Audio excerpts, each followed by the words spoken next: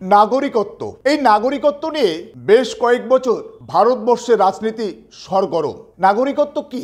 নাগরিকত্ব বলতে বোঝায় কোনো সার্বভৌম রাষ্ট্র বা জাতির একজন আইন স্বীকৃত সদস্য হিসাবে মর্যাদা পাওয়া। ভারতবর্ষের সংবিধানের আর্টিকেল 5 থেকে 11 ধারায় কে বা কারা নাগরিকত্ব পাবে বা নাগরিক দেশের সে ব্যাপারে সুস্পষ্ট নিদর্শন বা সুস্পষ্ট সেখানে নির্দেশিকা রয়েছে। একইভাবে 1955 সালের সিটিজেনশিপ অ্যাক্ট রয়েছে, কিন্তু তারপরে হঠাৎ আমাদের প্রতিবেশী রাজ্য আসামে সেখানে এনআরসি চালু হয় এবং সেই এনআরসির ফলে 2019 সালে প্রকাশ পায় যে প্রথমে 2018-তে 41 লক্ষ, 19 সালে সেটা কমে দাঁড়ায় প্রায় 19,06,657 জন তারা নাকি বৈধ নাগরিক নয়। ফলে তাদেরকে বেনাগরিক হওয়ার একটা আশঙ্কা তৈরি হয়। তার পরেই 2019 সালে ডিসেম্বর মাসে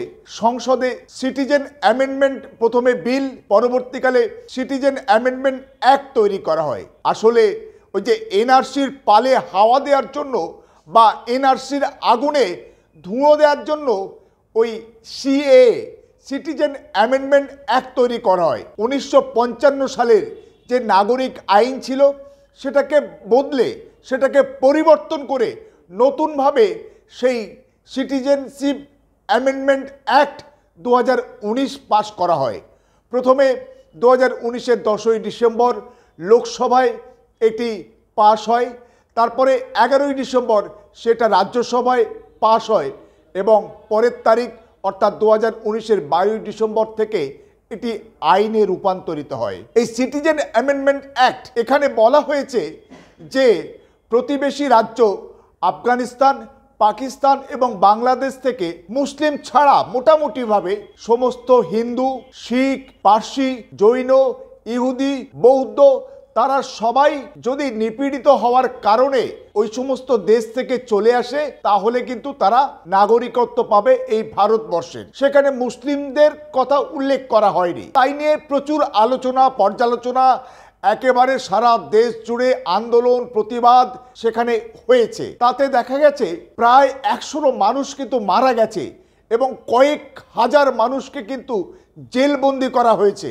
এবং কয়েক শত কেস সারা ভারতবর্ষের বিভিন্ন প্রান্তে কিন্তু এখনো চলছে। আসলে ধর্মের ভিত্তিতে কেন নাগরিকত্ব হবে, এটাই সাধারণ মানুষের প্রশ্ন। যে নাগরিকত্বের ক্ষেত্রে সেখানে ধর্ম কেন বিবেচনায় আসবে? কেন সব ধর্মের কথা বলা হলো, মুসলিমদেরকে বাদ দেওয়া হলো কেন? এই নিয়ে একটা বিতর্ক কিন্তু রয়েই গেছে। তারপরে আজকে 2019-এর ডিসেম্বর, আজকে আমরা বসে আছি 2023-এর নভেম্বরে, অর্থাৎ প্রায় 4 বছর হতে চললো, 3 বছর 11 মাস। কিন্তু সেই সিটিজেন অ্যামেন্ডমেন্ট অ্যাক্ট, সেই নাগরিকত্ব আইন ভারতবর্ষে কিন্তু এখনো পর্যন্ত লাগু হয়নি। কেন্দ্রীয় মন্ত্রীরা, কেন্দ্রীয় সরকার বিভিন্ন সময় বিভিন্ন অছিলায় এই সিটিজেন অ্যামেন্ডমেন্ট অ্যাক্ট তারা কবে লাগু করবে বা কেন করছে না বা কিভাবে করবে, এই নিয়ে বিভিন্ন সময় বিভিন্ন রকম বিভ্রান্তি ছড়িয়েছে। কিন্তু সিটিজেন অ্যামেন্ডমেন্ট অ্যাক্ট কিন্তু ভারতবর্ষে কোথাও কিন্তু এখনো লাগু হয়নি। পশ্চিমবঙ্গ হচ্ছে আমাদের 1947 সালে যে বাংলা বিভক্ত হয়েছিল এবং সেখানে বাংলাকে ভাগ করে পশ্চিম বাংলা এবং তৎকালীন পূর্ব পাকিস্তান হয়েছিল। পরবর্তীকালে পূর্ব পাকিস্তান বাংলাদেশ হিসাবে আত্মপ্রকাশ করে 1971 সালে। ফলে সেই বাংলাদেশ বা তৎকালীন পূর্ব পাকিস্তান থেকে প্রচুর মানুষ এবং অধিকাংশই তথাকথিত হিন্দু জনগোষ্ঠীর মানুষ তারা এই ভারতবর্ষে এসে আশ্রয় গ্রহণ করে এবং ভারতবর্ষে আসার পরে তারা ভারতবর্ষের নাগরিক হিসাবে সমস্ত সুযোগ সুবিধা তারা লাভ করে।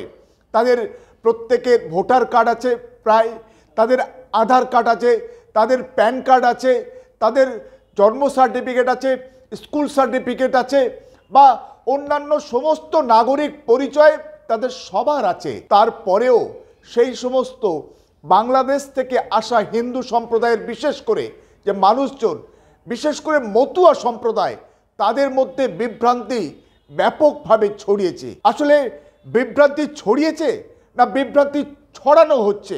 আসলে এই এনআরসি, সিএ এই মুহূর্তে কি ভারতবর্ষের জন্য খুব জ্বলন্ত এবং খুব গুরুত্বপূর্ণ ইস্যু, না তার থেকে অনেক বড় ইস্যু ছিল ভারতবর্ষের ভয়ঙ্কর মূল্যবৃদ্ধি, ভয়ঙ্কর বেকারত্ব, ভয়ঙ্করভাবে বেড়ে চলা নারী নির্যাতন, নারীদের প্রতি আজকের বিভিন্ন রকমভাবে যে তাদের উপরে শারীরিক বলৎকার করা হচ্ছে, সেগুলো রোখা। কিন্তু না, আসলে আজকের কেন্দ্র সরকার যারা ক্ষমতায় বসে আছে, যারা সিটিজেন অ্যামেন্ডমেন্ট অ্যাক্ট নিয়ে এসছে, যারা এই নাগরিকত্ব নিয়ে আজকের মানুষের মধ্যে বিভ্রান্তি, মানুষের মধ্যে একটা অস্থিরতা, সমাজে একটা অরাজকতা, বেশ কিছু মানুষকে সন্ত্রস্ত করা, ভয় দেখানো, চমকানো হিসাবে এই সিটিজেন অ্যামেন্ডমেন্ট অ্যাক্ট বা এনআরসি, এই সমস্তগুলো কিন্তু নিয়ে আসার একটা চাতুরি তারা তৈরি করেছে। কিন্তু তারা এখনো পর্যন্ত সেই সিটিজেন অ্যামেন্ডমেন্ট অ্যাক্ট কিন্তু সেটা চালু করা বা লাগু করার ব্যাপারে কোনো সিদ্ধান্ত নিতে পারেনি। কিন্তু এই মতুয়া সম্প্রদায় আমাদের পশ্চিম বাংলায়, তাদের সংখ্যাটাও কিন্তু বেশ বড়। অনেকের মতে 1 কোটিরও বেশি মতুয়া সম্প্রদায়ের মানুষ এই পশ্চিমবঙ্গে বাস করে এবং তাদের একটা বড় অংশ উত্তর 24 পরগনা, নদিয়া এবং উত্তরবঙ্গে বাস করে এবং বেশ কিছু দক্ষিণ 24 পরগনাতেও। এবং সেই মতুয়া সম্প্রদায়ের মানুষ আমরা দেখেছি 2019-এর লোকসভা বা তার পরবর্তীতে বিধানসভায়ও তারা কিন্তু সাম্প্রদায়িক শক্তি বা কেন্দ্রে যারা ক্ষমতাসীন সেই আরএসএসের রাজনৈতিক শাখা বিজেপির প্রতি তাদের আনুগত্য প্রদর্শন করেছে। কারণ কি? তাদের সামনে ঝোলানো হয়েছে ওই সিটিজেন অ্যামেন্ডমেন্ট অ্যাক্ট বা নাগরিকত্ব দেয়া হবে, নাগরিকত্বের লোভ বা নাগরিকত্বের টোপ নামক একটি গাজর তাদের সামনে ঝুলিয়ে দেওয়া হয়েছে এবং সেই গাজরের লোভে তারা এখন বিজেপি বা এই আরএসএসের রাজনৈতিক শাখার পেছনে তারা একেবারে দৌড়ে বেড়াচ্ছে। এবং এক্ষেত্রে গুরুত্বপূর্ণ একটা নেতৃত্ব হিসাবে বা নেতা হিসাবে নাম উঠে এসছে শান্তনু ঠাকুরের। তিনি মতুয়া ঠাকুর বাড়ির সদস্য। তার বাবা মঞ্জুল কৃষ্ণ ঠাকুর, তিনি প্রথম তৃণমূল কংগ্রেসের বিধায়ক হিসাবে এবং মন্ত্রী হিসাবে তিনি আত্মপ্রকাশ করেন রাজনীতিতে। এবং তার ভাই সুব্রত ঠাকুর, তিনিও তৃণমূল কংগ্রেসে ছিলেন। পরবর্তীকালে সুব্রত ঠাকুর এবং আপনার শান্তনু ঠাকুর তারা বিজেপিতে, পরবর্তীকালে তার বাবা মঞ্জুল কৃষ্ণ ঠাকুরও বিজেপিতে নাম লেখায়। কিন্তু এই শান্তনু ঠাকুর যখন সিটিজেন অ্যামেন্ডমেন্ট অ্যাক্ট হয়, একেবারে উদ্বাউ হয়ে সেই সিটিজেন অ্যামেন্ডমেন্ট অ্যাক্টকে স্বাগত জানিয়েছিলেন। তিনি বলেছিলেন এবং দাবি করেছিলেন মতুয়ারা বা ওপার বাংলা থেকে আসা তথাকথিত হিন্দুরা তারা এবার নাগরিকত্ব পাবে এবং সেটা নাকি এই নরেন্দ্র মোদীর নেতৃত্বাধীন কেন্দ্রীয় সরকারের ওই সিএএ পাশ হওয়ার ফলেই নাকি সেই নাগরিকত্ব তারা পেতে চলেছে। এখানে প্রশ্ন, এই যে শান্তনু ঠাকুর সিএএ নিয়ে উদ্বাহু হওয়া বা তাকে সিএ স্বাগত জানানো তার পক্ষ থেকে, এটা কতটা সমীচীন এবং কতটা বাস্তবোচিত? শান্তনু ঠাকুর কি নাগরিক নন? শান্তনু ঠাকুর এই মুহূর্তে কেন্দ্রীয় মন্ত্রী, জাহাজ প্রতিমন্ত্রী। তিনি যদি এদেশের নাগরিক না হন তাহলে তিনি কি করে ভোটার হলেন এদেশের? তিনি ভোটার হয়েছেন বলে তো এদেশের সাংসদ হয়েছেন, এমপি, মেম্বার অফ পার্লামেন্ট, সর্বোচ্চ আইনসভায় তিনি পৌঁছেছেন এবং কেন্দ্রীয় সরকারের একজন গুরুত্বপূর্ণ মন্ত্রী হলেন কি করে? তিনি যদি নাগরিকত্ব না হন, নাগরিকত্ব না পেয়ে থাকেন, নাগরিক না হন। আসলে এই সমস্ত চালাকি, ভণ্ডামি, বিজেপি নামক এক ভয়ঙ্কর ফ্যাসিস্ট শক্তি, মানুষের মধ্যে বিভাজন তৈরি, মানুষের মধ্যে সাম্প্রদায়িক মেরুকরণ, এদের একমাত্র কাজ। তাই এই এনআরসি, সিএ নিয়ে নাড়াচাড়া বা এই সমস্তগুলো আজকের সমাজের অস্থিরতা তৈরি করার জন্য এগুলো বাজারে ছেড়ে দেওয়া, অর্থাৎ নন ইস্যুকে ইস্যু বানিয়ে মানুষের মধ্যে বিভ্রান্তি তৈরি করো, মানুষের মধ্যে অস্থিরতা তৈরি করো, মানুষকে উত্তেজিত করো। এটাই হচ্ছে বিজেপির কাজ।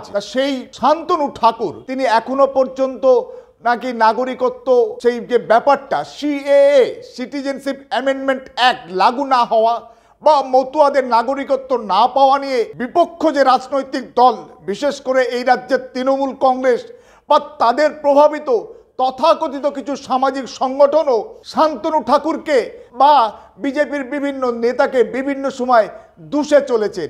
কেন আমরা নাগরিকত্ব পাচ্ছি না, কেন কেন্দ্রীয় সরকার নাগরিকত্ব আমাদের দিচ্ছে না, কেন সিটিজেনশিপ অ্যামেন্ডমেন্ট অ্যাক্ট চালু করা হচ্ছে না, এই নিয়ে তারাও আবার কেউ কেউ শান্তনু ঠাকুরের বাড়ি ঘেরাও পর্যন্ত করছে। আসলে তারা যারা করছে তারা কি সত্যিকারের নাগরিকত্বের জন্য করছে, নাগরিকত্বের দাবিতে নিয়ে করছে, নাকি রাজনৈতিক কারণে করছে? রাজনৈতিক উস্কানি, রাজনৈতিক মদদ, রাজনৈতিক লাভালাভ, রাজনৈতিক হিসেবের কারণেই কেউ শান্তনু ঠাকুর উদ্বাহু হয়েছে, আবার কেউ শান্তনু ঠাকুরের বাড়ি ঘেরাও করছে। এদের কারণ নাগরিকত্ব নিয়ে কোনো মাথা ব্যথা নেই, কারণ নাগরিকের যা কিছু সুযোগ সুবিধা এরা সবাই ভোগ করছে। এরা নাগরিকত্ব যেমন ভোট দেয় সমস্ত পর্যায়ে, বিধানসভা, লোকসভা, পঞ্চায়েতে, পুরসভায় তারা ভোটও দেয়, আবার সরকারি চাকরি করে, সরকারি সমস্ত সুযোগ সুবিধা রেশন থেকে আরম্ভ করে সব কিছু তারা পায় নাগরিক হিসাবে। তারপরে নাগরিকত্ব পাচ্ছি না, নাগরিকত্ব দিতে হবে, নাগরিকত্ব কবে হবে, এই সমস্ত নিয়ে চালাকি তারা তৈরি করে সমাজে একটা অরাজকতা তৈরি করার চেষ্টা করছে। সাধারণ মানুষের মধ্যে একটা বিভ্রান্তি পয়দা করার একটা চেষ্টা চালাচ্ছে। তাই সিটিজেনশিপ অ্যামেন্ডমেন্ট অ্যাক্ট, এনআরসি, এইগুলো ভারতবর্ষের কোনো জ্বলন্ত সমস্যা নয়। এগুলো নিয়ে রাজনীতি হচ্ছে, শুধু রাজনৈতিক চালাকি হচ্ছে। অন্যদিকে তৃণমূল কংগ্রেসের যারা উপরতলার নেতা তারাও মাঝে মাঝে বলছে আমরা এখানে এনআরসি করতে দেব না, সিএ করতে দেব না। আবার তাদের বিরুদ্ধে অভিযোগ তারাই নাকি 2005 সালে এই পশ্চিমবঙ্গে এনআরসি করার দাবিতে তৎকালীন যে স্পিকারের চেয়ারে বসা ব্যক্তির দিকে কাগজ ছুঁড়ে মেরেছিলেন। তাই এই সমস্ত ব্যাপারগুলো, নাগরিকত্ব পাওয়া না পাওয়া, সিটিজেনশিপ অ্যামেন্ডমেন্ট অ্যাক্ট বা এনআরসি, এগুলো হচ্ছে খুঁড়োর কল, অর্থাৎ গাজর ঝুলিয়ে মানুষকে বোকা বানিয়ে ধোঁকা দেওয়ার একটা প্রচেষ্টা। যাদের ভোটার কার্ড আছে, আধার কার্ড আছে, পাসপোর্ট আছে, প্যান কার্ড আছে, সমস্ত নাগরিক সুযোগ সুবিধা পায়, তারা সবাই আমাদের দেশের নাগরিক। তাদের নতুন করে তাদের নাগরিকত্ব দেওয়ার প্রশ্ন আসে না, প্রশ্ন ওঠে না। জাহাজ প্রতিমন্ত্রী, কেন্দ্রের জাহাজ প্রতিমন্ত্রী, তিনি আবার নাগরিকত্ব কিভাবে পাবে, বা তার আবার দরকার কিসের? যদি তিনি নাগরিক না হন তাহলে তিনি কি করে কেন্দ্রের মন্ত্রী হলেন? সেটা কিন্তু প্রধানমন্ত্রীকেই জবাব দিতে হবে, কারণ তার ক্যাবিনেটের সদস্য শান্তনু ঠাকুর। তাহলে তিনি অন্য দেশের একজন দেশের বেনাগরিককে বা অন্য দেশের একজনকে এদেশের একটা গুরুত্বপূর্ণ কেন্দ্রীয় মন্ত্রী বানিয়ে দিলেন, তাহলে তার বিরুদ্ধে ব্যবস্থা নেওয়া উচিত। আসলে এগুলো সবটাই হচ্ছে রাজনীতি, সস্তার রাজনীতি, চালাকির রাজনীতি, ভণ্ডামির রাজনীতি। বন্ধ হোক, সমস্ত মানুষ জেগে উঠুক। আজকে তৃণমূল আর বিজেপি, এই যে রাজনৈতিক বাইনারি পশ্চিমবঙ্গে আজকে জারি রয়েছে, তার ভিত্তিতেই কিন্তু এই খেলা হচ্ছে, মক ফাইট, অর্থাৎ খেলা ব্যাপারটা দেখানো হচ্ছে। আসলে এসব কিচ্ছু নয়, সমাজে অস্থিরতা তৈরি করে ভোট, ক্ষমতা দখল, সেই ক্ষমতা দখলের রাজনীতি, ক্ষমতা সর্ব রাজনীতি, এই সমস্ত চালাকির পেছনে রয়েছে।